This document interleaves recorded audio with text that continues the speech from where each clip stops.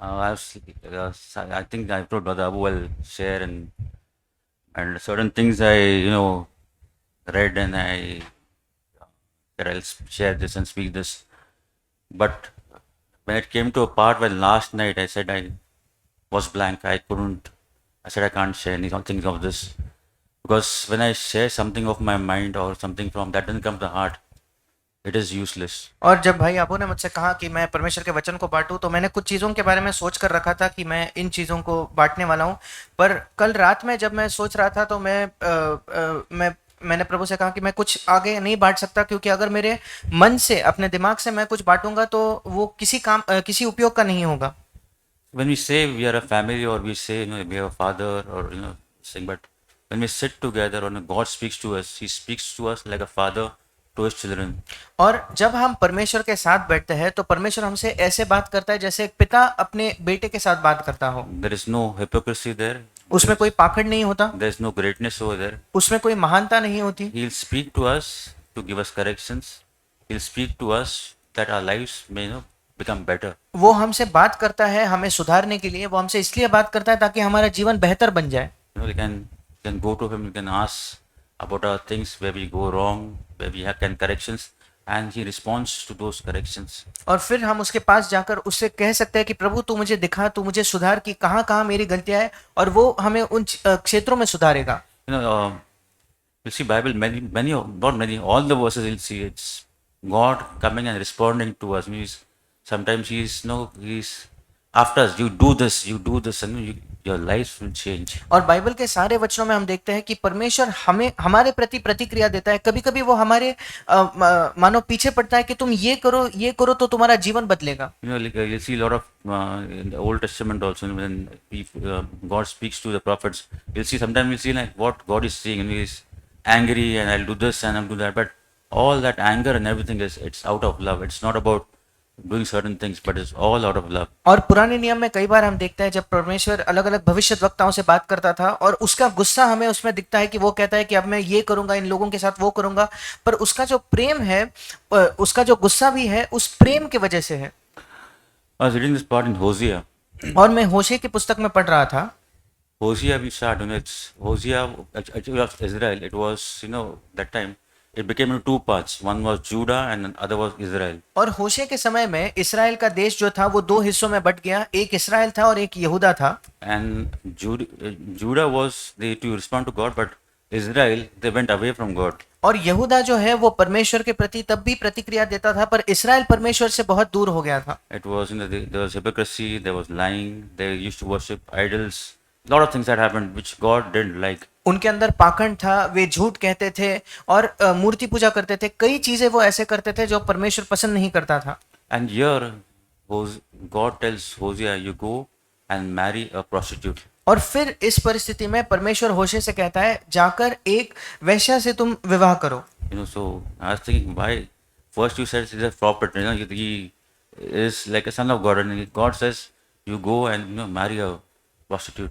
और मैं सोच रहा था ऐसा क्यों, कि अगर वो उसका भविष्यद्वक्ता है मतलब परमेश्वर की एक संतान है और परमेश्वर खुद उससे कहता है कि जाकर एक वेश्या से तू विवाह कर। I was just reading this part, but if you read it further, it says Hosea obeyed, he married Gomer.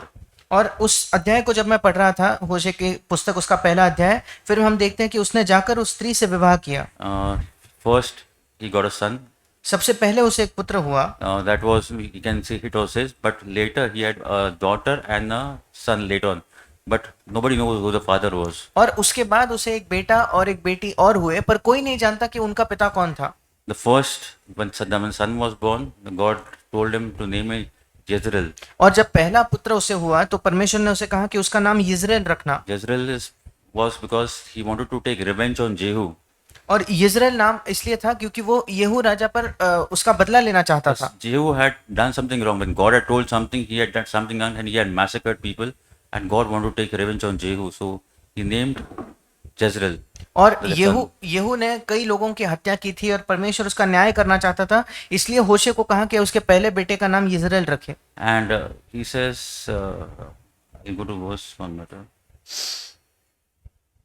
And later on, he speaks in the same verse when the name is given, that he says, he will put an end to the nation of Israel. और उसी अध्याय के उसी वचन होशे पहला अध्याय उसके चौथे वचन के अंत में लिखा है कि मैं इसराइल के घराने के राज्य का अंत कर दूंगा। And second is the daughter. He says to name her Lo Ruma. और फिर उसे एक बेटी हुई और परमेश्वर ने कहा कि उसका नाम लो रुहामा रखना। So that is no mercy. और उसका मतलब है कि इसके आगे कोई दया नहीं। And third was a son again, says Lo Ami. और तीसरा एक लो अमी नाम का पुत्र था। So that is the meaning that you are not my people. उसका मतलब था कि तुम मेरी प्रजा नहीं हो। But the three children that came out of Gomer, first was I'll put an end to Israel. I won't have mercy on Israel. And third is I don't know Israel. I don't know people. और Gomer के जो तीन बच्चे थे उन तीनों के बच्चों का नाम का अर्थ ये था, सबसे पहले तो मैं इसराइल का अंत करूंगा, फिर मैं इसराइल पर कोई दया नहीं करूंगा, और तीसरा था कि इसराइल ये मेरे लोग ही नहीं है, मैं इन्हें नहीं जानता। So the anger was there. And thing is, I was thinking about that. He was, when I was reading, listening to verse by verse of Brother Zach also, he was sitting one. But God wanted the Hosea to marry this prostitute because he wanted to know how God is feeling about the people of Israel. और जब मैं वचन verse bye verse भी भाई Jack का जब सुन रहा था तो मैंने सुना कि परमेश्वर ने होशे से इसलिए कहा कि तू जाकर एक वेश्या से विवाह कर, ताकि होशे परमेश्वर के दिल को समझ पाए कि परमेश्वर की इसराइल के प्रति क्या भावना है, उन्हें समझ पाए। When he could speak the same way God wanted to speak. और फिर इस घटना के बाद जब होशे कुछ कहता तो वो बिल्कुल उसी प्रकार से कहता जिस प्रकार परमेश्वर उसे कहता। Like if I have cancer, उदाहरण के तौर पर अगर मुझे कैंसर है तो I am cured, and if I go to another person who is having cancer, I will know what that person is going through, and when I speak to him, there will be certain things in my heart. I speak to him. और फिर अगर मेरा cancer चंगा हो जाता है, किसी और व्यक्ति को कैंसर होता है, तब जब मैं उसके पास जाता हूं तो मैं जानता हूं उसका दुख क्या है, उसका दर्द क्या है, उस भावना से मैं उससे बात करूंगा। Coming back to this point where marrying a prostitute. और फिर एक बार इस वचन के पास आए कि उसने एक वेश्या से विवाह किया। See, she has a husband, but still she's going after others. और उसका पति होने के बावजूद वो दूसरे पुरुषों के पीछे जाती थी। I was thinking about the same thing. Like God, I have God with me, and Christ has given me a new life. But when I still run after other things, these can be, like the things that I get in the world. It can be those husbands, those other people I am running after. और मैं सोच रहा था कि जब मसीह मेरे पास है और मसीह ने मुझे एक नया जीवन दिया है, इसके बावजूद अगर मैं इस संसार की चीज़ों के पीछे दौड़ूं, इस संसार की किसी भी चीज़ के पीछे दौड़ूं, तो मैं सोच रहा था ये बिल्कुल वैसा ही है कि दूसरे पुरुषों के पीछे जाने जैसा। See, it is not wrong to earn money. It is not wrong to have a house. It is not wrong to have. But when these become idols and I run after them, and God becomes on the other side, then these things are wrong for me. और पैसा कमाना कोई गलत बात नहीं है, घर होना गलत बात नहीं है, पर जब मैं इन्हीं चीजों का पीछा करता हूँ और ये सारी चीजें मेरे लिए एक मूर्ति हो जाती है, तब वो गलत है। I was thinking, like I had one dream in last 2 days back, I was standing, I was waiting at door, and I had to cross it, and like as if like I'm going to die and to cross it, but at the other side of the door I couldn't see anything. और मैं 2 दिन पहले मुझे एक सपना आया और उसमें मैं देख रहा था कि मैं द्वार पर खड़ा था, उस दरवाजे से मुझे अंदर जाना था, पर उसके आगे क्या है मैं कुछ देख नहीं पा रहा था। I was confused. Should I go inside or should I wait? I didn't know what to do. और फिर मुझे ये मैं समझ नहीं पा रहा था कि मैं अंदर जाऊं या वहीं रुकूं, मैं उस उलझन में था। And I got up, like it was hardly 3 o'clock or 2 o'clock in the night. I got up and I in that confused state. और फिर मैं उसी उलझन में मेरी रात में 3 बजे नींद खुल गई। Like this thing was that answer. I was asking God for the answer. Why did I see this thing? Why that door in front of me, and I'm confused. Like, should I go or not go? और फिर मैंने परमेश्वर से पूछा कि क्यों प्रभु इस सपने को मैंने देखा कि एक दरवाजा है और मुझे उलझन है कि मैं जाऊं या ना जाऊं। I was not confident, for passing through. क्योंकि मेरे अंदर वो हियाव नहीं था कि मैं उस दरवाजे से होकर गुजरूं। Because I don't have that confidence in Christ, that I can go and can cross the door. क्योंकि मसीह के अंदर मेरा उतना हियाव नहीं था कि मैं उस दरवाजे को पार कर सकता हूँ। I can say words is easy to speak, and I can say stand here and say I love God, I love Christ, I do these things, I work, but my inner life, I can't speak a false thing. I can lie to any brother, I can lie to any sister, I can lie, but I can't lie to God, and I can't lie to my own self. और मेरे शब्दों के द्वारा बहुत आसान है ये कहना कि यह मैं यहाँ खड़ा होकर कह सकता हूँ मैं परमेश्वर से प्रेम करता हूँ, पर मेरा अंदरूनी जीवन जो है उसके द्वारा मैं कोई झूठ नहीं कह सकता कि मैं वाकई परमेश्वर से प्रेम करता हूँ या नहीं। See, end of the day, I have to die, I have to stand with the judgment seat of God. और एक दिन आएगा जब मेरी मृत्यु होगी और परमेश्वर के न्यायासन के सामने मुझे खड़ा होना होगा। It's not because that, what things I did, but what life I lived. और मैंने क्या किया वो नहीं, बल्कि मेरा जीवन किस प्रकार से मैंने जिया। I was telling Brother Abu once, like in the office, my boss has, which HR director boss, he left. और एक बार मैं भाई अबू से बता रहा था, मैं जहाँ काम करता हूँ मेरे जो ऊपर मेरे बॉस है उन्होंने नौकरी छोड़ दी थी। So they gave this charge to a lady, a new lady. और फिर एक नई कोई स्त्री थी जिसे वो काम सौंपा गया। And she doesn't know thing about what HR is or what things I do relating to the union part of it or the admission part of it. और वो एक भी चीज नहीं जानती थी उस काम के संबंध में कि मैं क्या करता हूँ, वो कुछ भी नहीं जानती थी। And she is placed as a boss. और वो मेरे ऊपर मेरी बॉस के तौर पर उसे रखा गया। But at 1-2 days, I had that so much, that thing in my heart. How come they put this lady on? I could have reported directly to the lady in China, but how come they put this lady who is new, who doesn't know, and she's my boss. और फिर 2 दिन तक मेरे मन में बहुत ज्यादा वो गड़बड़ी थी कि कैसे मैं इस व्यक्ति को क्यों मेरे ऊपर रखा गया कि मुझे उसके प्रति जवाबदेह होना है, जहां मैं उसके भी ऊपर जो बॉस है सीधा उनके प्रति मैं जवाबदेह हो सकता था। Just 2 days I lost, like 2 days. See the difference. When I say I love Christ, I follow, but these 2 days I wasted in just that how come they did this, how come they do that. और जब मैं कहता हूं कि मैं मसीह से प्रेम करता हूं, उसके बावजूद मैंने 2 दिन केवल इसी में गवाए, यही सोचने में कि कैसे उन लोगों ने ये निर्णय लिया, कैसे इस व्यक्ति को मेरे ऊपर रखा। So that's where it comes to that one husband that I love, that position which I love. I love that position. I want to be great. और Right. फिर ये उस एक पति के समान है कि एक औदा है, एक काम की जगह एक महानता है जिससे मैं प्रेम करता हूँ या जिसे चाहता हूँ। It can be anything. So that's why I said it's not might be job, might be house, everything. If I buy a new, say, a mobile phone, it can be that new mobile phone can also be way out. We can spend more time spending and doing things on that phone. और वो कोई भी चीज हो सकती है, वो एक नया घर हो सकता है, एक नौकरी हो सकती है, या कोई नया फोन जिसमें हम बहुत समय बिताते हैं उसी फोन को देखने में। Something that takes us away from God is or a distraction. Is you can say. You can say like this, the worldly life. और कोई भी चीज जो परमेश्वर से मेरे ध्यान को भटका कर अलग ले जाती है, कोई भी और चीज जो मुझे आकर्षित करती है, वो इस संसारिक जीवन के जैसा है जो मुझे दूर ले जाता है। We read this verse in same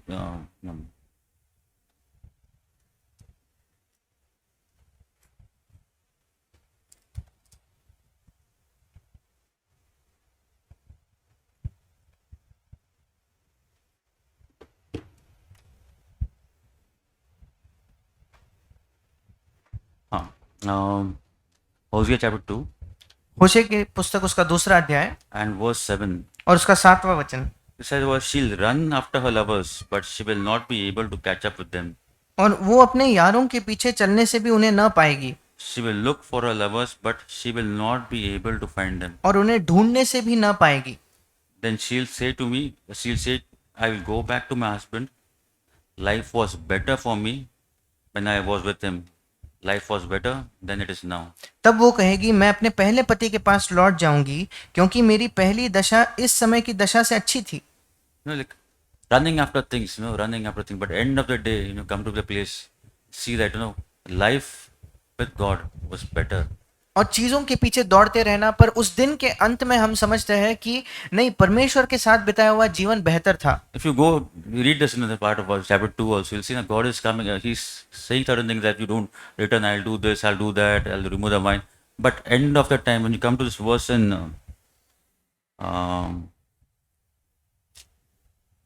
verse 14. और दूसरे अध्याय में भी परमेश्वर उन्हें कहता है कि मैं तुम्हारे साथ ये करूंगा वो करूंगा, पर उसके अंत में 14 वचन में वो कहता है 14, God comes to a place. He says, he says, I'll come. If I'll read the verse in ERV version. Says, so I, the Lord, will speak romantic words to her. I will lead her into a desert and speak tender words. There I will give her vineyards. I'll give her Acker Valley as a doorway of hope. और 14 और 15 वचन, इसलिए देखो मैं उसे मोहित करके जंगल में ले जाऊंगा और वहां उससे शांति की बातें कहूंगा, वहीं मैं उसको दाख की बारियां दूंगा और आकोर की तराई के को आशा का द्वार कर दूंगा. See, this thing, like everything is done, but at end of the thing is, God says, I'll speak to her. I'll bring her to the place. I'll speak tender words to her. He is the one who is going to change our lives. और उसके अंत में परमेश्वर कहता है कि मैं उसे पास लाकर उससे शांति के या कोमलता के शब्द कहूंगा. There's a verse that says, I will give her Acker Valley as a doorway of hope. Acker Valley is somewhere, like Achan was in the days of Joshua when they had a war with, I think they won Jericho. That time, all the things with that treasure that God says, keep it aside as mine. But Achan, he kept something with him, like he hid certain things. और आकोर की तराई ये वो तराई है जब यहोशू के समय में जब वो यरीहो की लड़ाई में गए थे तो आकान नाम का एक व्यक्ति था. जब परमेश्वर ने कहा था वहां से कुछ मत लेना तो कुछ चीजों को उसने लेकर अपने पास रखे थे. And this battle they had with Jericho was very big, like fighting a very big enemy. But later on they had a battle with Ai. और यरीहो का एक बहुत बड़ा युद्ध था क्योंकि बहुत सामने बड़ा और महान शत्रु था, पर उसके बाद उनका आय नामक एक छोटे शहर के साथ युद्ध था. And they lost miserably. और बहुत बुरी तरीके से वे वहां हार गए. And that time it was came to know that something went and God was angry and then came to know this Achan did something wrong. और फिर उन्हें समझ में आया कि उन्होंने कोई चीज गलत किया है और फिर प्रभु ने दिखाया कि आकान ने पाप किया है. And then he was brought to Acre and they whatever things were there with his full family and everything, they stoned him to death and they burned him and there they put stones, and named this Acker Valley. और फिर एक आकोर के तराई में उन्हें लाकर आकान को, उसके परिवार को, उन सारी चीजों को जो उसने अपने पास रखी थी वहां उन्हें पथराव करके मार दिया गया. So Achan also has said to be as a troublemaker. और आकान के बारे में ये भी कहा था कि तूने सबको कष्ट दिया है. So he's saying you have come to a place, like you have to be punished. There has to be justice, but I will give you that Acker Valley can be turned into a door of hope. और फिर परमेश्वर कहता है तुम जब अपने जीवन में ऐसे स्थान में आए हो जहां तुम्हें दंड देने की जरूरत है, उस आकोर की तराई में भी उसको भी मैं आशा के द्वार में बदल दूंगा. Like God is giving a hope. Think about, like running after so many things in the world, but still God coming and telling us, I am giving hope. I'll speak to you. I'll give tender words to you. I can change your life. और परमेश्वर वो है जो आशा देता है. इसके बावजूद कि हम संसार की कई चीजों के पीछे दौड़ते हैं, परमेश्वर कहता है उस आकोर के तराई में आकर भी मैं तुम्हें आशा दूंगा, मैं तुम्हारे जीवन को बदलूंगा. And if you read that later on, like many things, God speaks, I'll give you a new name and everything. But he'll come to a place. We read 19 also, verse 19, and says, I will make you a bride forever. I will make you my bride with goodness and justice, with love and mercy. I will make you my faithful bride. Then you will really know the Lord. और 19 और 20 वचन, मैं सदा के लिए तुझे अपनी स्त्री करने की प्रतिज्ञा करूंगा. इंग्लिश में लिखा है कि मैं अपनी दुल्हन बनाऊंगा और ये प्रतिज्ञा धर्म और न्याय और करुणा और दया के साथ करूंगा. ये सच्चाई के साथ की जाएगी और तू यहोवा को जान लेगी. God can do certain things. He's promised. Even certain things you go bad, you do certain things wrong, but still I am there. I'll bring you back to me, make you my true bride. और परमेश्वर कहता है इसके बावजूद कि तुम कुछ चीजों को गलत करते हो, उसके बावजूद मैं तुम्हें अपने पास लाऊंगा और तुम्हें अपनी दुल्हन बनाऊंगा. There's one more verse in Isaiah. एक और वचन है यशायाह नबी की पुस्तक में, chapter 54. उसका 54 अध्याय.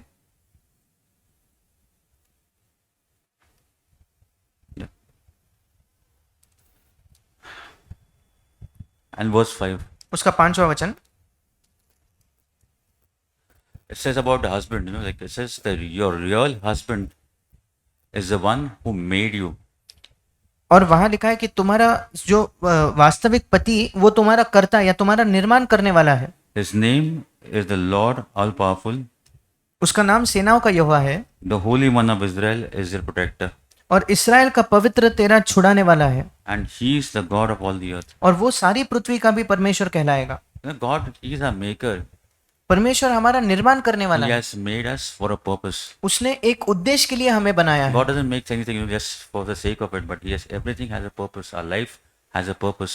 परमेश्वर ने किसी भी चीज को बिना मकसद के नहीं बनाया है, हमारे जीवन के पीछे भी उसका कोई मकसद है। If you go to this verse in 55, verse 1, अगर आप यशायाह 55 के पहले वचन को पढ़ो तो it says, all you people who are thirsty, come.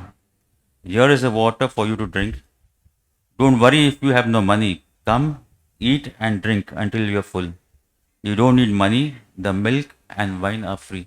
और यशायाह 55:1 अहो सब प्यासे लोगों पानी के पास आओ और जिनके पास रुपया ना हो तुम भी आकर मोल लो और खाओ, दाख मधु और दूध बिन रुपए और बिना दाम ही आकर ले लो। Here God tells me, come, everything. I'll give you free. Anything.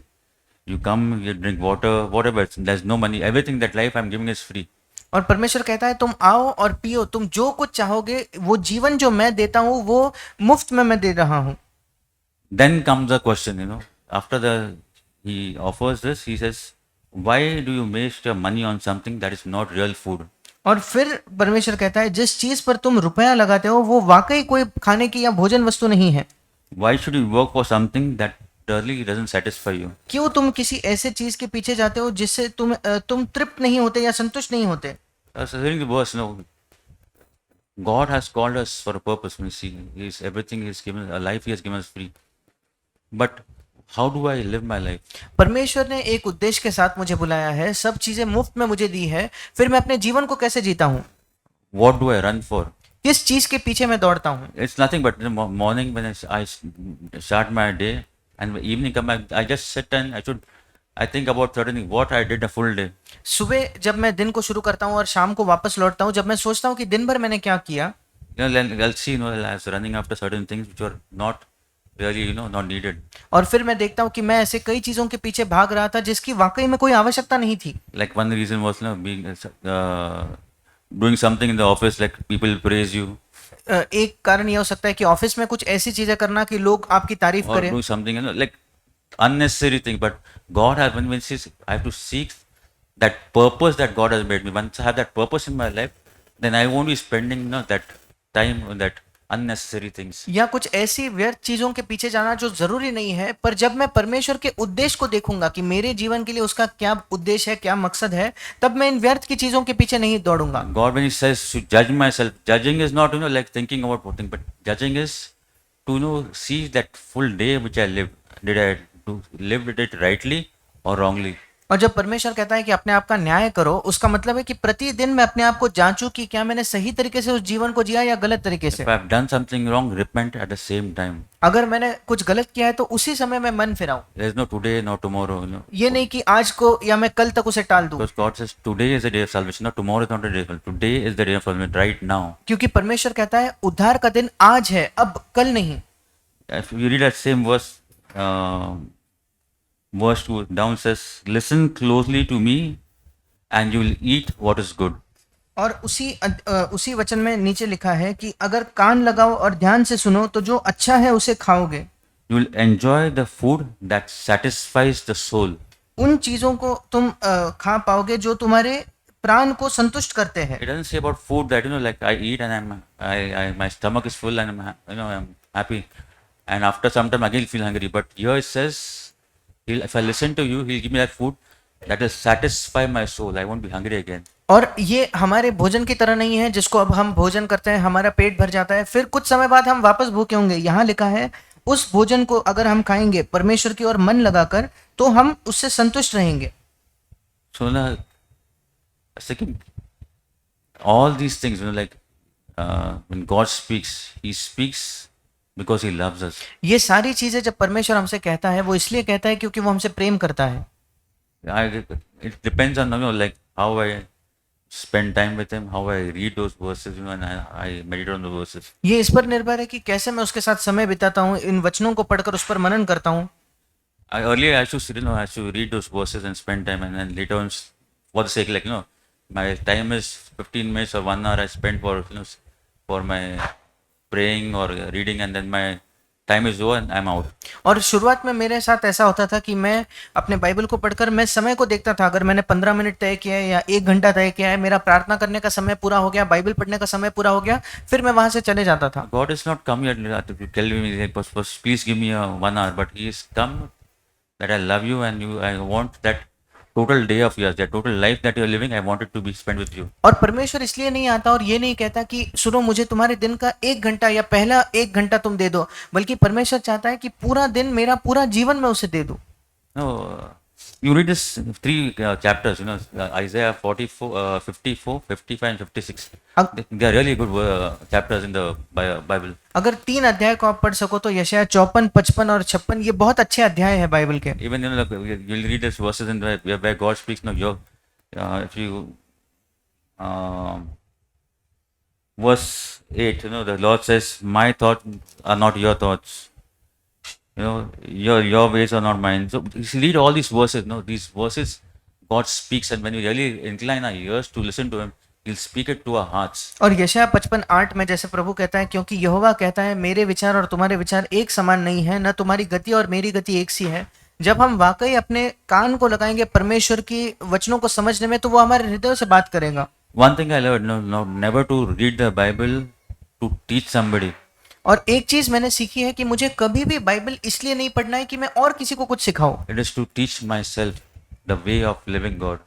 परमेश्वर के अंदर एक कैसा जीवन जिया जाता है, वो मुझे सिखाने के लिए, अपने आप को सिखाने के लिए मुझे बाइबल पढ़ना है। And this way of life God has offered to all. It's not for certain people, but He loves everybody, and to all He's offered His life. और ये जो परमेश्वर के जीवन का मार्ग है, ये सबके लिए है। ये नहीं कि वो हमसे प्रेम करता है और उसने ये हम सबके लिए रखा है। If you read that chapter 56, you'll see that even the eunuchs, like eunuchs and the foreigners were earlier in the Old Testament, they were not allowed to come to the temple of God.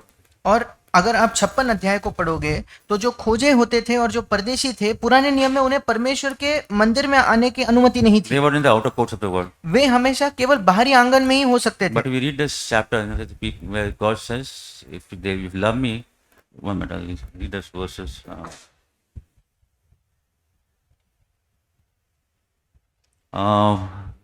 Verse 4. चौथा वचन, Isaiah 56, verse 4. यशायाह 56 उसका 4। They should not say, because the Lord says, some eunuchs obey the laws about the Sabbath. They choose to do what I want, and they follow my agreement. क्योंकि जो खोजे मेरे विश्राम दिन को मानते और जिस बात में से मैं प्रसन्न रहता हूँ उसी को अपनाते और मेरी वाचा का पालन करते हैं। So I'll put a memorial stone in my temple for them. Their name will be remembered in my city. Yes, I will give those eunuchs something better than the sons and daughters. I'll give them a name that will last forever. और 5वां वचन, यहोवा यो कहता है, मैं अपने भवन और अपनी शहरपनाह के भीतर उनको ऐसा नाम दूंगा जो पुत्र पुत्रियों से कहीं उत्तम होगा। मैं उनका नाम सदा बनाए रखूंगा और वो कभी न मिटाया जाएगा। It speaks of Gentiles who are not Jews, but even they, when they worship God, God promised something for them also. और फिर ऐसे परदेशी जो गैर यहूदी थे, उन लोगों के लिए है कि ये जब परमेश्वर की आराधना करेंगे तो परमेश्वर उनके लिए भी कुछ करेगा। And here is a verse. It says, it says in the later part of verse 7, the offerings and sacrifices they give will please me, because my temple will be called as a house of prayer for all the nations. और 7वें वचन का अंतिम भाग कहता है, उनके home बलि और mail बलि मेरी वेदी पर ग्रहण किए जाएंगे, क्योंकि मेरा भवन सब देशों के लोगों के लिए प्रार्थना का घर कहलाएगा। It is not for a particular sect of people, but I love everybody. All my house is for a prayer for all nations, everybody, not single person. ये नहीं कि कोई विशेष झुंड है लोगों का जिनसे परमेश्वर प्रेम करता है, बल्कि परमेश्वर कहता है मैं सबसे प्रेम करता हूं और मेरा भवन सब देशों के लोगों के लिए प्रार्थना का घर कहलाएगा। But then Jesus says, come to me and learn from me. और यीशु कहता है मेरे पास आओ और मुझसे सीखो। See, then he says, you give your load, your burden to me also. He's going to take our burdens. और परमेश्वर कहता है, यीशु कहता है कि अपने बोझ को मुझे दे दो, वो खुद हमारे बोझ को लेगा। He's getting to make our loads light.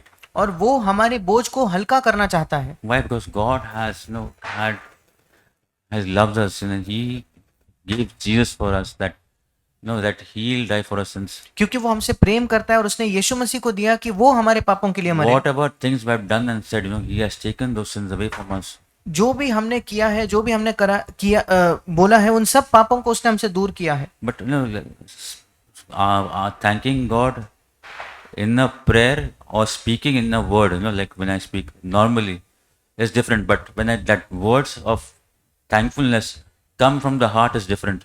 और जब मैं परमेश्वर को धन्यवाद देता हूँ अपने शब्दों के द्वारा या अपने प्रार्थना के द्वारा, वो अलग है। पर जब मेरे अंदर से, मेरे हृदय से वो धन्यवाद की भावना है, तो वो अलग होता है।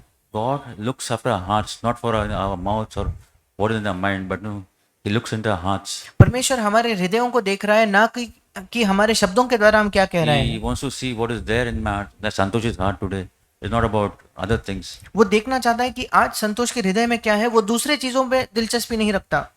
It's not necessarily that one person, but everybody, each one of us. ये महत्वपूर्ण नहीं है एक व्यक्ति, पर हम में से हर एक व्यक्ति।